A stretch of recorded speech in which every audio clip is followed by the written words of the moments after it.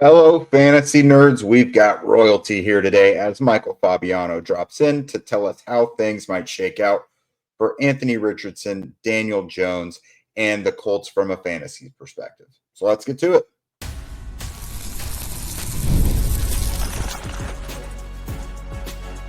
You are Locked On Colts, your daily Indianapolis Colts podcast. Part of the Locked On Podcast Network, your team every day. All right. Thanks for tuning in and making us your first listen of the day. This is your daily podcast covering your Indianapolis Colts, part of the Locked On Podcast Network, your team every day. And today's episode is brought to you by FanDuel. Right now, new customers, you guys can go and get $150 in bonus bets when your first $5 bet wins. What is up, everybody? This is Jake Arthur of HorseshoeHuddle.com, your resident credentialed media member for the site. And we've got a very special episode planned for you today. We've got Michael Fabiano joining the show. He is the senior fantasy analyst for Sports Illustrated, and he's the host of Locked On Dynasty Football here at the network, as well as the Fantasy Football Forecast. Following his content back when he was with NFL.com is kind of what got me into producing fantasy football content years ago. So he's definitely someone whose opinions I trust. Fabs is the best. But before we get into it, let me go ahead and lay some groundwork here. So I think, Fabs kind of overall echoes a lot of what the fantasy community is feeling right now about the Colts. And as always, everything circles back to the quarterback position. So obviously, pass catchers and receivers specifically have been going earlier and earlier, especially the really good, gaudy, reliable ones. Your Jamar Chases and Justin Jeffersons of the world. Those guys have been getting. I feel like they've been kind of causing receivers in general to get boosted up boards a little bit. And as always, as far as position players goes, tight ends are always going to be such a shallow position, but Tyler Warren joining the Colts certainly helps things a little bit. Getting guys like him and Colston Loveland into the league, I think, will help make the position a little deeper.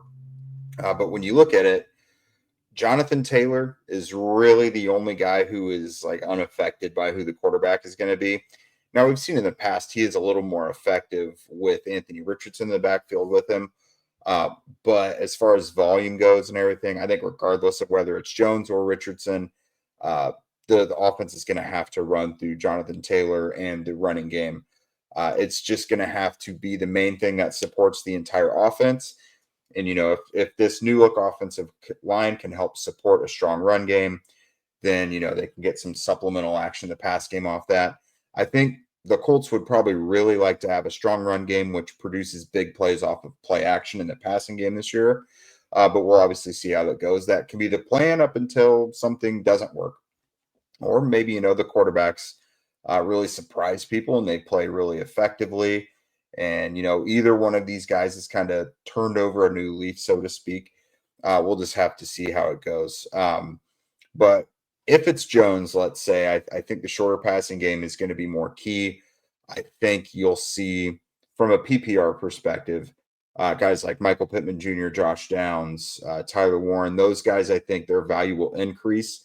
I think their weekly floors will be a little bit better because you're going to be able to hang your hat on them getting 4, 5, 6 catches a game probably.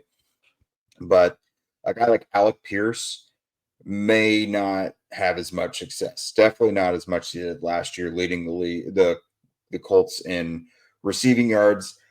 I think Jones would still target him for big plays, at least if the spring is any indicator. I think that's perhaps going to be his main guy that he goes to downfield.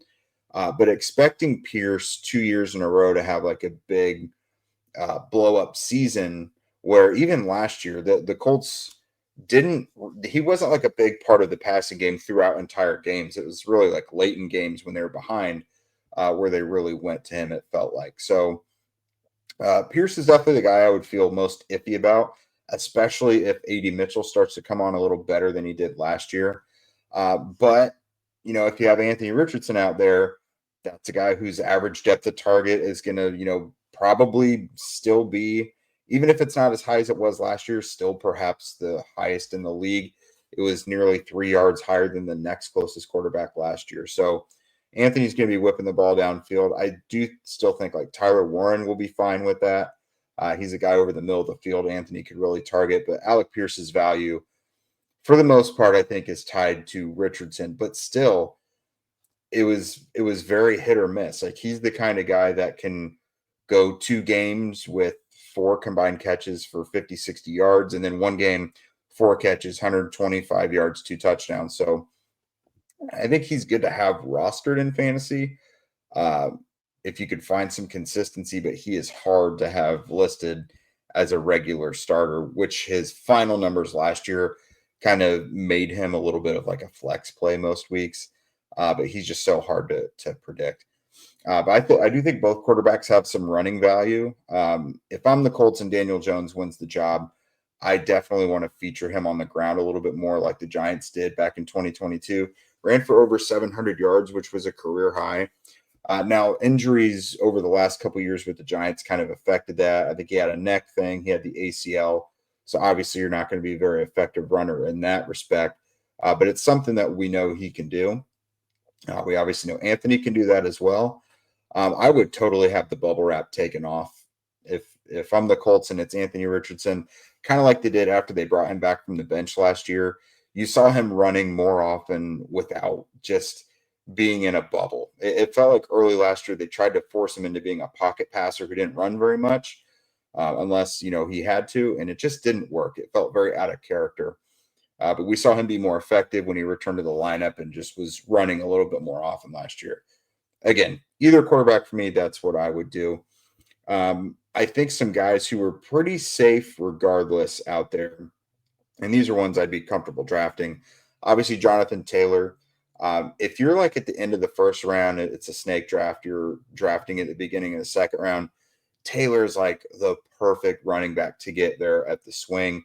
You get Taylor, you get yourself a nice wide receiver, and suddenly you're starting to fill out your roster a little bit and you're not missing anything when it comes back around, and it's forever until you draft again. So Jonathan Taylor, I think, is perfect.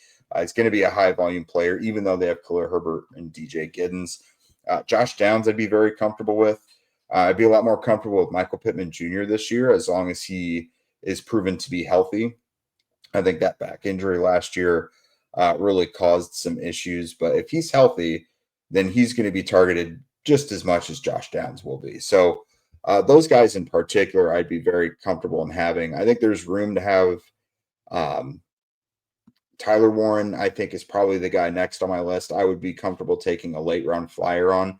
There's just a lot of mouths to feed, but I think he is probably going to finish around being the 3rd most targeted player on the Colts in the passing game. So he'll have some value there, but he's going off the board after about tight end 10 or so. So you could probably get him in the later rounds. But I will quit yapping here in a moment and get you to my conversation with Fabs. But first, let's hear from our sponsors. Summer sports are in full swing, and whether you're all about baseball under the lights, golf on the green, or high-stakes soccer action, FanDuel is the best way to make every game even more exciting. You're already following the action, so why not make it a little more thrilling? With FanDuel, you can get in on the game while your friends are getting sunburned at the beach. I've been using FanDuel to track my favorite matchups, and the app keeps it fresh with new daily promotions and fun ways to bet. It's super easy to use. It's got fast payouts, which is key, and it makes even regular season games feel like much-watch events. If you're new to FanDuel, then new customers, you guys can bet $5 and get $150 back in bonus bets if your first bet wins. So open the FanDuel app today or visit FanDuel.com to get started. All right, everybody, he is back. It's the senior fantasy analyst for Sports Illustrated. He's also the host of Locked On Dynasty here on the network and the Fantasy Football Forecast. You can find him on Twitter at Michael_Fabiano. It is our guy, Michael Fabiano. Welcome back to the show for your annual dive into the Colts fantasy prospects, which never really seems to get clear. It's always muddy this time of year, isn't it? It's good to be back. I even broke out the 2 Colts helmets behind me there for you. So. Love it. We got the Indiana Knights ones there. That is absolutely perfect. I love those helmets. Yeah, those are good. Yeah, and I'll actually get to wear them at night this year, which is big. So this year, when you're looking at Colts in fantasy, pretty much everything with the Colts ties back around to, well, let's see what's going to go on with the quarterback situation. So obviously the Colts have a decent group of pass catchers. You know, you look at Jonathan Taylor as well on the ground. You got some guys who I think we all really want to be excited about. But how much kind of trepidation did this quarterback situation cause you when you're kind of trying to file away where to put these pass catchers? It's crazy, right? Because like last year, we were talking about Anthony Richardson being a breakout guy. His rookie year was short, but he showed some potential. And because he can run with the ball, especially a dude like me who loves guys who can run with the ball at the quarterback position, you get excited about it, right? And the problem is that you've got a scenario now where, I mean, Richardson may not even be the favorite to start. And he probably has the higher fantasy upside. But if Daniel Jones is the starter, is that actually better for Michael Pittman Jr. and Josh Downs and, you know, Tyler Warren? I think it probably is. So while you lose Richardson's ceiling because he can run with the ball, you maybe gain some value with the pass catchers. Now, Jonathan Taylor's value is not going to, it ain't changing. I mean, that's just not going to happen. He's going to be an RB1 in fantasy. He's going to be drafted, you know, among the first, 12 to 15 picks. Like, we all know what Jonathan Taylor is. As long as he can stay healthy, he's always very productive. But it's the rest of the team where the question marks are. And the question marks will come because of that quarterback situation. So that's going to be a competition in camp that we really need to keep tabs on. Is it going to be Daniel Jones? Is Anthony Richardson going to be healthy enough to compete in training camp? It seems like that's the direction that it's going in, but that's a big battle that fantasy managers need to keep tabs on during training camp and into the preseason, because it'll really have an effect on where you draft some of these wide receivers. I mean, I like Tyler Warren a lot. I don't think he's going to be Brock Bowers or Sam Laporta, but, I see Dallas Clark in him, right? Like I kind of see that type of player in him. And so I love his upside too.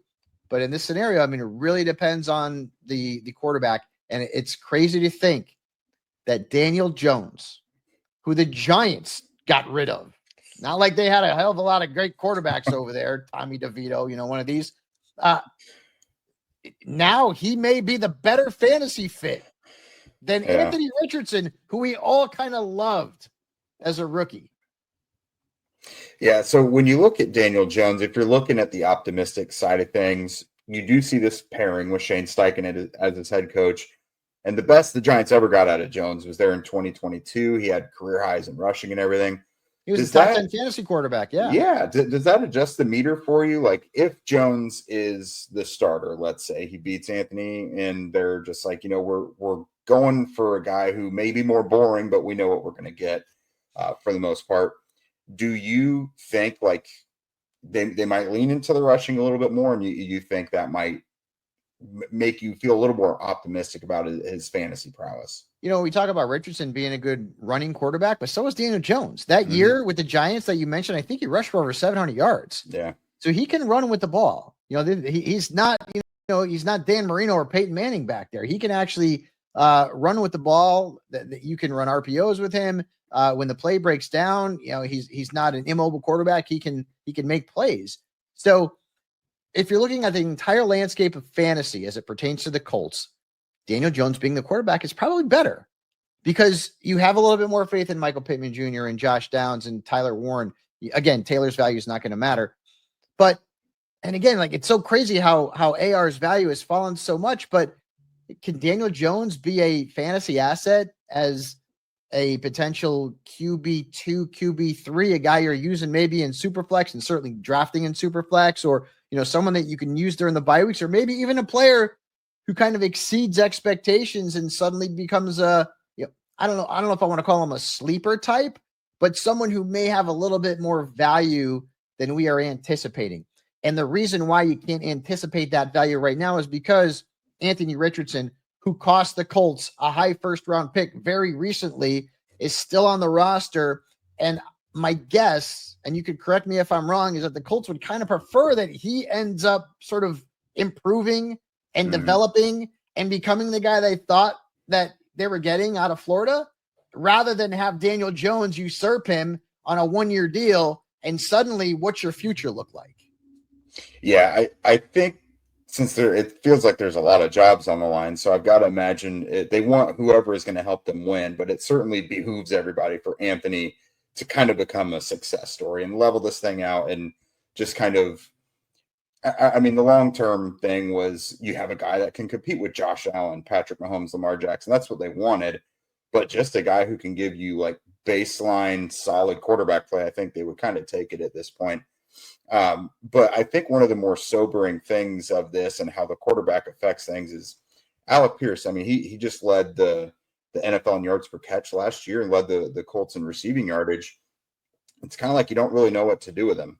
So I think you got him at wide receiver 77 here currently. And he seems like the biggest mystery of all of them because he is so dependent on the quarterback looking for him downfield. Whereas, Josh Downs, Tyler Warren, and Michael Pittman Jr., they're always going to kind of fall into a handful of catches because they're a little closer to the line of scrimmage.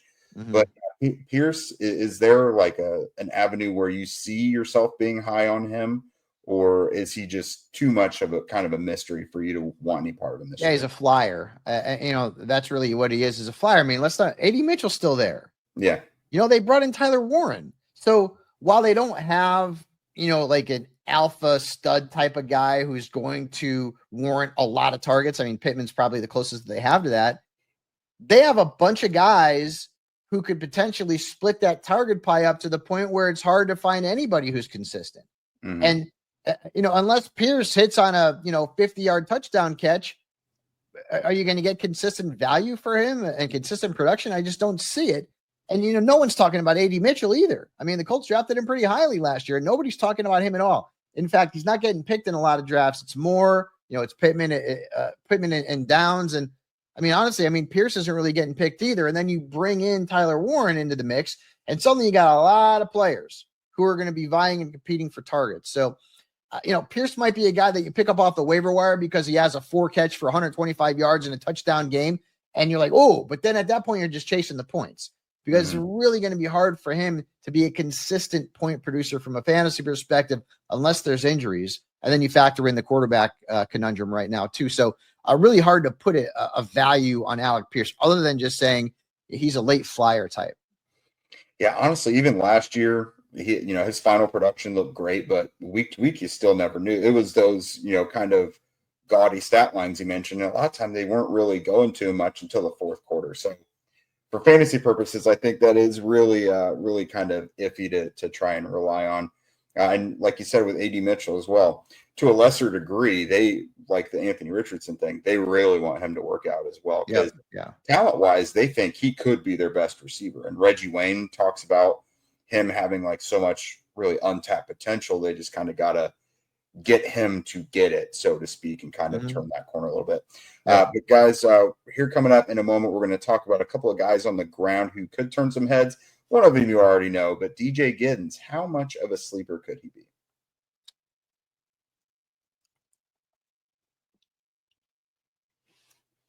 All right, Fab. So let's look at this thing here. So Jonathan Taylor, you mentioned he's, kind of an easy, top 12 or so, a good option there in the swing from the first to second round. He is RB8 for you right now.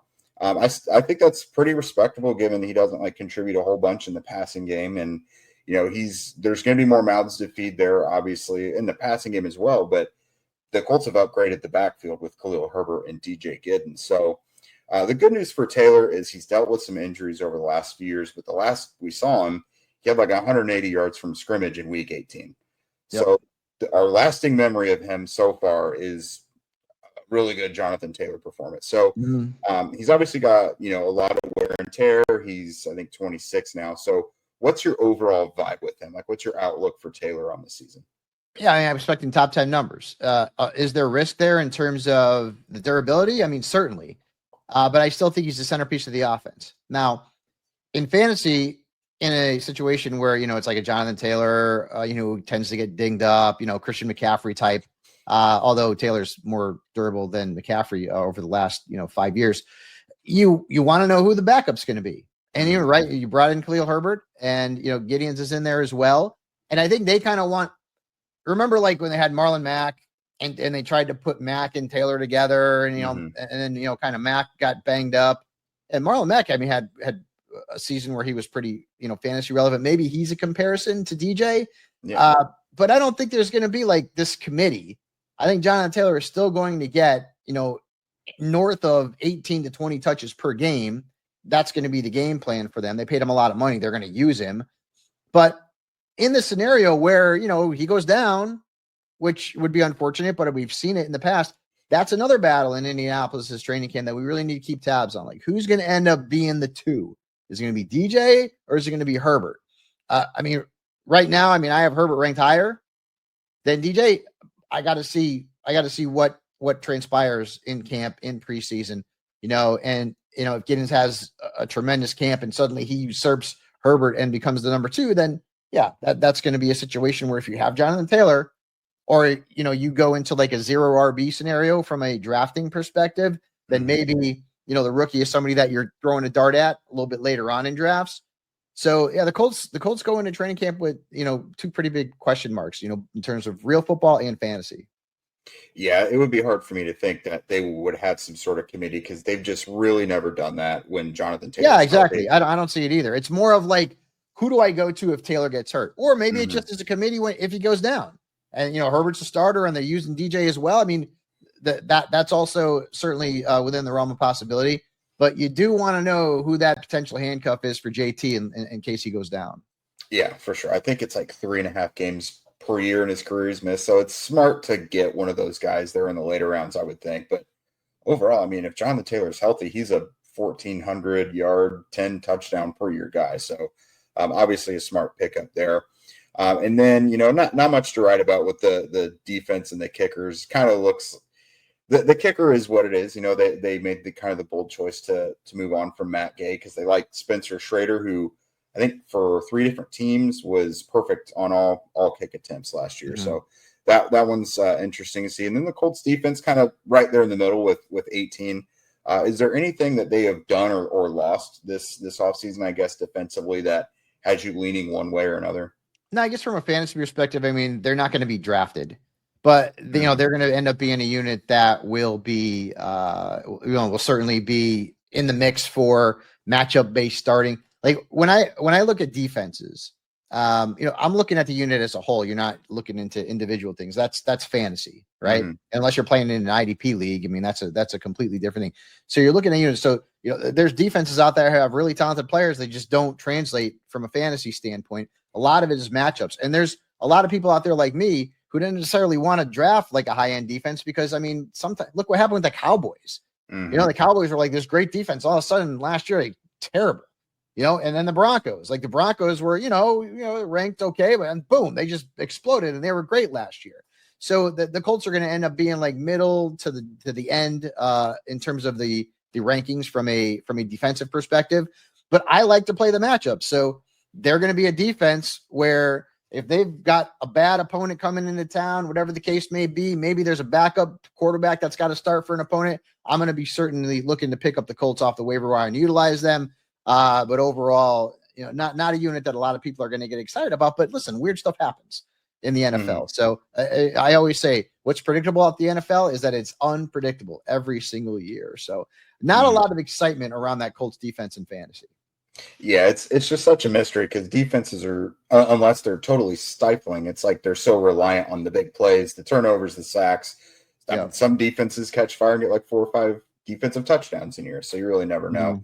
Obviously with Louis Anarumo as well. So that was really good, Fabs. I appreciate you coming on here. Again, the Colts are a mystery, so we'll see how it all transpires. Training camp certainly will be interesting. They report on July 22nd. Anything you want to plug before we get out of here? Yeah, got a lot going on over at Sports Illustrated. So make sure you check that out, si.com/fantasy. You mentioned the Locked On Dynasty football podcast with myself and Marcus Mosher. The fantasy football forecast on Westwood One is going to be coming up here at the beginning of September, beginning of football season. So hopefully you will check that out. And I'll be at the Fantasy Football Expo in Canton next month. Oh, so perfect. If you're in that area and you want to go check that out, that's going to be a lot of fun. Probably be doing some stuff in Vegas in August. And then the grind comes, my man. And That's you know right. it's coming. Absolutely. I'm about to have zero free time. It sounds like you were in the same boat there. So Yeah. thanks again for joining me. And this was awesome. You got it.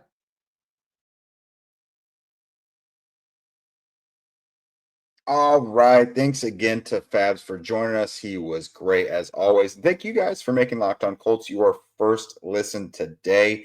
Now, for your next listen, go check out the Locked On NFL Scouting podcast. As training camps get closer and moves are being made, hosts Kyle Krabs and Joe Marino will make you the most informed NFL fan this offseason. Find Locked On NFL Scouting on YouTube or wherever you listen to podcasts.